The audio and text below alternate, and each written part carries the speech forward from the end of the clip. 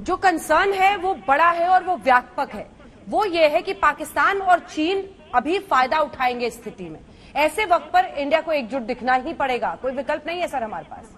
पवन जी। नहीं, इसमें कोई संशय की बात नहीं कि समय कैसा भी हो हिंदुस्तान को एकजुट ही रहना चाहिए, लेकिन इसका अर्थ ये भी नहीं है कि एकजुटता का नारा देकर आप सवालों से बचने की चेष्टा करें। वो तो नहीं होना चाहिए, क्योंकि हम तो लोकतंत्र हैं, हम आपस में सवाल भी नहीं पूछे एक दूसरे से, तो ये तो गलत हो जाएगा। इसलिए सवाल हम इसलिए पूछ रहे हैं कि बार बार हम कह रहे हैं कि रशिया और अमेरिका दोनों ने आपको धोखा दिया। ये स्थिति अच्छी नहीं है किसी भी देश के लिए, विशेष तौर पे एक ऐसे देश के लिए।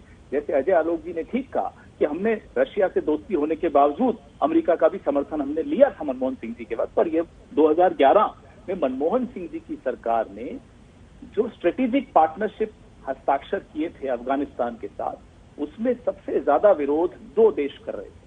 जो बिलबिला रहा था वो था पाकिस्तान, और जो विरोध कर रहा था, कड़ा विरोध कर रहा था, वो था अमेरिका।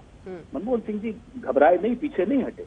अफगानिस्तान के साथ स्ट्रेटेजिक पार्टनरशिप पर हस्ताक्षर करने वाला पहला देश था। इतनी मजबूती उस वक्त दिखाई गई थी।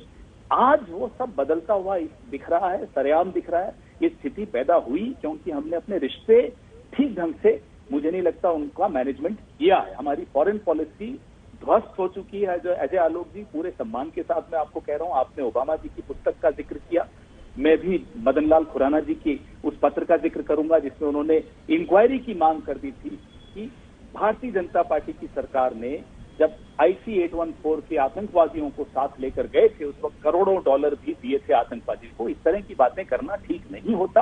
अभी हम सिर्फ और सिर्फ वो बात करें जो देश हित में होगी। ओबामा जी ने क्या लिखा, स्वर्गीय मदन लाल खुराना जी ने क्या लिखा, ये सब छोड़ दीजिए। यह बताइए क्या 31 अगस्त तक हम तमाम को वापस ला पाएंगे? क्या हमने जो गलतियां की हैं उन तमाम लोगों के साथ, जो पंशीरियों के साथ, जो पख्तूनों को जो हमने धोखा दिया, एक तरह से वो धोखा अच्छा नहीं था, वो हमारे लिए नुकसान हो रहा है। ठीक है, गौरव भाटिया जी अब जवाब दीजिए। 31 अगस्त का डेडलाइन क्या सरकार मीट कर पाएगी?